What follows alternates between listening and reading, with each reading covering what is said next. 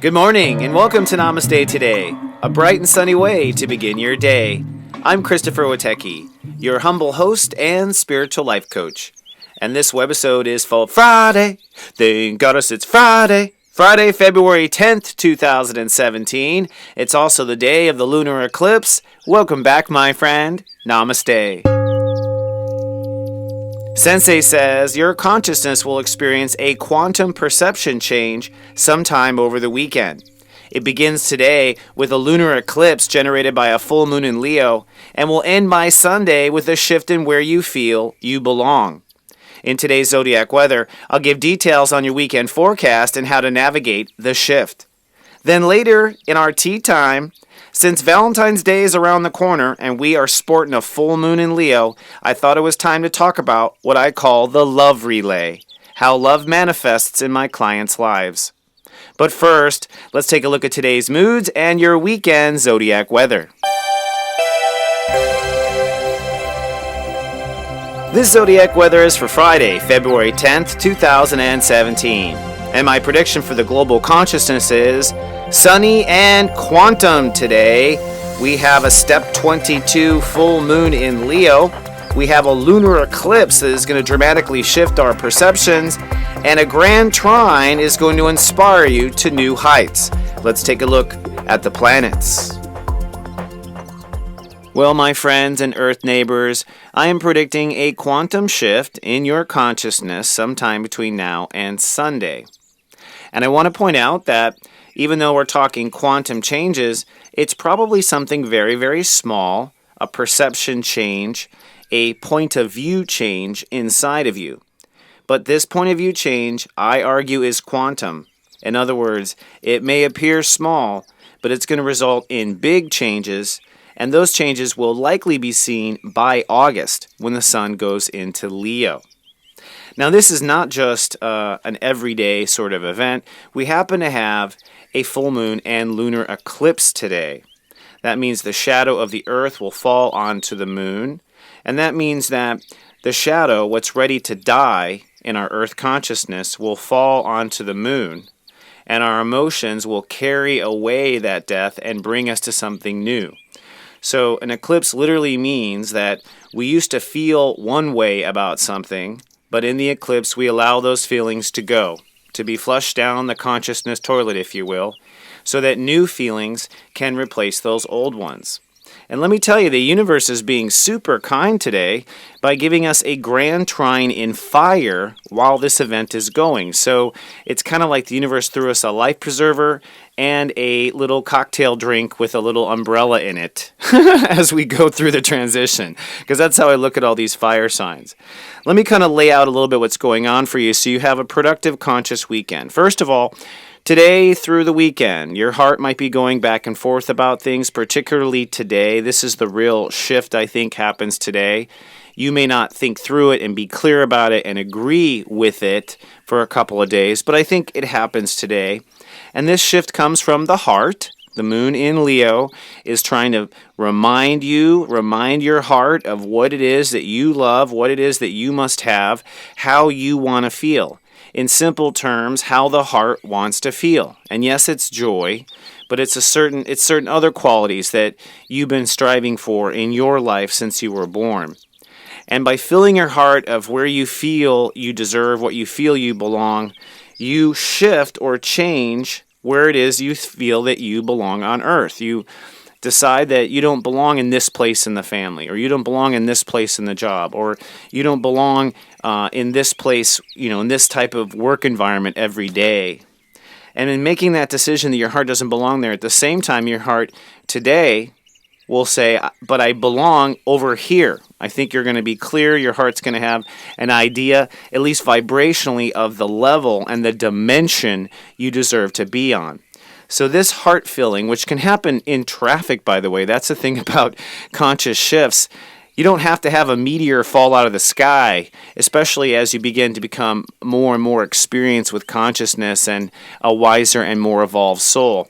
The wiser, more evolved soul goes through all these things in meditation, if in a preferable sense, but in today's busy American and worldwide lives, you might do it in traffic. The point is that you're going through it, and these conscious changes are forever. So the universe is assisting, like I said, with a life preserver and a nice little drink, something to sip on, whether you drink alcohol or not, just to keep the fantasy going. It's just something yummy while you soak. This is a grand trine in fire. And what it unites are three initiatives going on in our heart at the very same time. So it's not just what your heart wants, it's what your heart wants and Uranus and Aries is pushing for. It's what your heart wants and Saturn and Sagittarius is pushing for. And it's what your heart wants and the galactic center. This grand trine goes to the galactic center, which means your life calling, your soul's purpose, the story you were born to live is in this equation. Now, when it comes to character building, I just want to point out that wherever it is you decide you belong, the universe says it's probably a new door for your character. In other words, your character hasn't done it before, hasn't walked through this door. There might be an emotional bridge. In other words, an uncertainty as if your character can pull it off because you haven't done it before. Or maybe you haven't done it in a very, very long time, so you're coming back into your power. So wherever you belong, it'll probably call your character to stand up taller and stand up stronger. The other aspect of the right belonging is Saturn in Sagittarius, and that means that whatever you are opening up to belonging in, wherever you're saying your dimension is, it has to be something your soul absolutely believes in. There can be no selling out to your own heart's principles. There can be no signing on to someone else's religion or philosophy if your heart doesn't truly go along with it 100%. And in that sense, that is your calling to the galactic center. I know that to be true in a spiritual life. At the end of the day, your promise to the universe was to follow your heart and be yourself. So a lot of this may be for people letting go of aspects of their life still where they don't belong, more than it will be knowing where you do.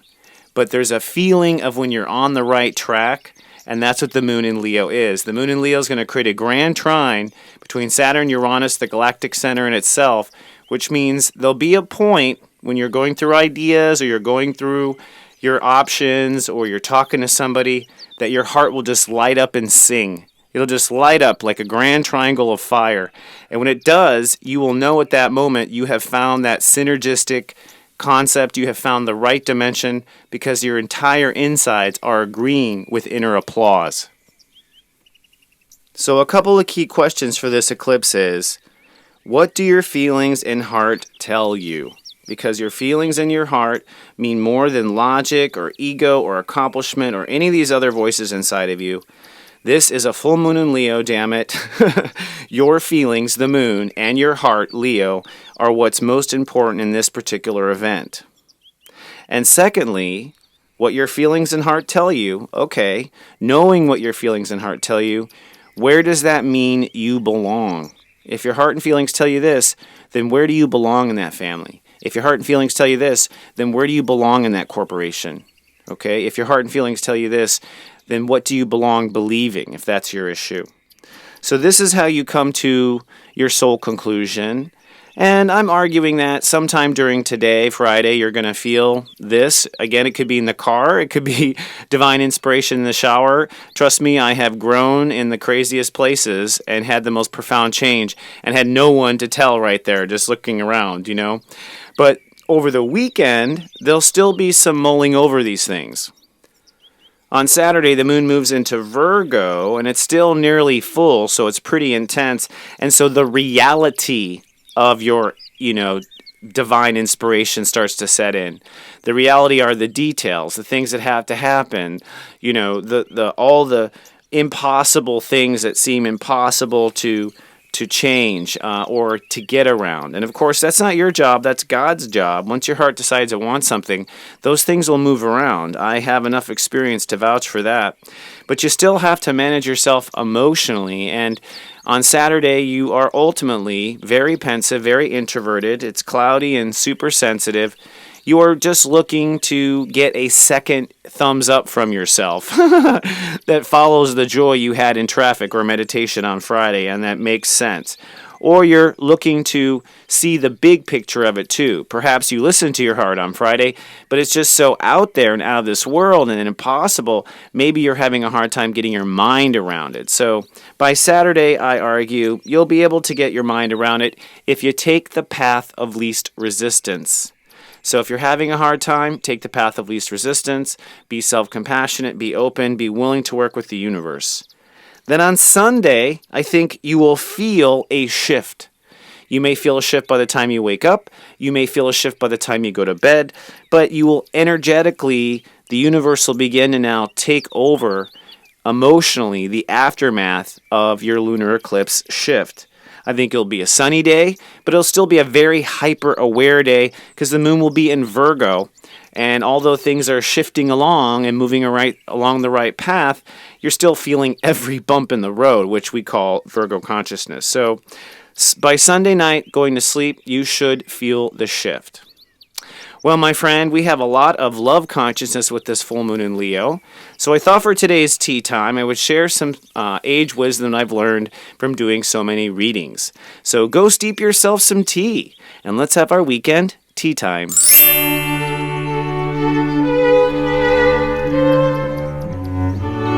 Hello, my friend, and welcome to our tea time. Today's tea time topic is the love relay. And when I say the love relay, I'm actually referring to the idea of a relay race. You know, when you run along a relay and pass a baton and keep running. I think to some degree, the development of our heart on earth is very similar to that. And I want to share with you a few perceptions I've noticed about love. Part of the reason I'm sharing this is Valentine's Day is around the corner. A lot of couples will be coming together, and a lot of couples will be breaking up at this time.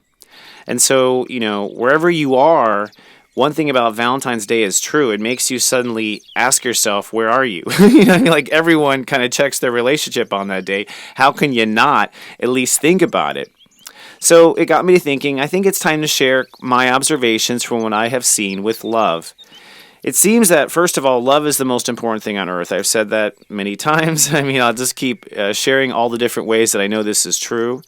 But it's the only thing that drives every human being really at the core is wanting to feel love, loving themselves, loving their life, loving someone else as well. And we have had past lives where we have loved before as well. We all have loved lifetime after lifetime. And as we are developing, I've noticed that basically everything that happens to you between conception and age 30, or around age 30, what we call the Saturn return, everything that happens in the first cycle of Saturn around the block is past life, all of it. That means any love affair you had in high school, any love affair you had in the 20s, any place in your 20s, these are always past life people. And I know they're always past life people because I've read so many people now, and as a psychic, I've been able to see into not just their charts, but their past lives. And I can see it's like almost nobody hooks up with somebody new before age 30. Like, I just think it's just all incredibly destined. And the famous psychic Edgar Cayce had also noted for this too, that like every relationship that seems like that he reads, their past life connected. Not a single one was a first time, never seen you before sort of thing. Now, what I've noticed in my own story and in watching my other client's story is the universe basically sends you specific past life lovers, people that you have mated with. These are soul mates, in my opinion. A soulmate is someone you have mated with a lot in the past, right? Like, if you mated a lot, then the two of your energies are really connected, and depending on the frequency. So we literally, like a relay race, we literally kind of set up to run into these past life loves somewhere along the trail. And we run into these past life loves, the first thing we feel is the love of the past life. Now, what's confusing, and what was confusing to me, is I would feel all this tremendous love for this person, and I would think it's because I'm falling in love in this life. And so I would go along with the whole love thing and jump completely into it, which is, I think, what everyone has to do. But then there comes a certain point where my heart was like, no, this isn't right. Or their heart was like, no, this isn't right. Even though we'd been there before, even though we felt ourselves working really well together and you saw the potential and everything else, there's just something wasn't, my porridge isn't perfect. Like it is, there's something off. And being psychic, as I got older, I started to realize, oh, these are past life people. And these people are bringing me into my heart. These relationships are bringing me into my heart, and I'm opening my heart so much more. And I'm doing it because technically I'm running into somebody that's familiar. I'm running into somebody that I've already spent an entire lifetime, had 3 kids, and a legacy, in some other country in some other time. So both parties, I find, when they reunite with these past life loves, both parties remember who they were in that past life. Both parties remember aspects about themselves that they had forgotten or had not realized, or they discover talent in themselves they didn't know was there until their current partner pointed out and was like, "Hey, you're really good at that, honey." And of course, what she's saying is, because you were a carpenter in the past life, you know what I mean? Like she knew that's all you did. So pick up some tools, you might find that you're good with them. So we basically run this love relay race where we open up and then we draw in law of attract, I think, someone else from our past life that opens us up farther and gives us more qualities of ourselves. And then we law of attract another person in our past life. And we go from person to person until we have completely awakened our heart. Now, I find that there are new people that come along the way. Incidentally, I do think we law of attract new people. In fact, after 30, your life goes into a free will state, but you're still law of attracting past life people in a huge, huge way. But you're pretty much following a unique path, trying to figure it out as you go. You're not being reacquainted with past life stuff. And often the past life people, or the past life batons, are few and far in between. And you're on the trail by yourself and you're loving your life and trying to go forward. And then you will law of attract somebody new that you haven't been with in a past life before. And of course, in that sense, there's the common exchange that we always have with people. When we meet people, we learn things about ourselves, we learn things about them, and that's where we truly exchange and we kind of update the formula. I think when people are destined to be together for a full lifetime, they have a lot of stuff that they want to share. And otherwise, they're going to probably meet someone else in the next life. I think the way we grow in life is by love. So love must continually be growing. We must have more love and more love and more love. And if you are going through a period where you are stepping away from a love, reaffirming a love, stepping toward a love, recognize that this relay race of love is infinite. We will continue chasing after greater and greater love until we have the capacity of a star out there in space. And I really think that's what stars are. I think stars were once young humans, or were once young something or others in other alien galaxies, and those individuals' heart and got so big to the point where they could hold literally a nuclear fire for 1 billion years. And I think that's where we race. We are built on love and we are heading for love. So try not to get your heart hurt if you have to move on to another baton, if you have to move on to another runner, or if you're without a partner now. It is guaranteed that you're going to law of attract whatever your heart is. And you're going to see it reflected and you're going to see it expanded. And if you make those steps and take those steps, it's been my experience, they are always rewarded. So if you're having a hard Valentine's Day, I just want to say I have been very grateful. I mean, very grateful, because I myself am not in a relationship. So I myself, am on the hunt for the next relay racer, so to speak. But I'm grateful to have seen many clients begin this relay race, really hoping, wanting, not knowing if they will find love, and doing all the soul work, showing up for themselves. And time again, I have been grateful enough to be able to read them over the years, and they finally do come into meeting the love of their life, the one they want to run with the longest, and they're genuinely happy, and there's zero doubt that they found the right thing. So this love race is definitely worth running. Okay, it does pay off. It's just how far are you along the journey of expanding and opening your heart? Okay, my friend, well, have a fabulous weekend. Open your heart. Be there for yourself. Nurture yourself. Be true to yourself. And love yourself. Do something loving for yourself. What have you done for yourself lately? I take that from the Eddie Murphy routine from the 80s, right? I love you. Have a fantastic weekend. Live, love, be. Live, love, be.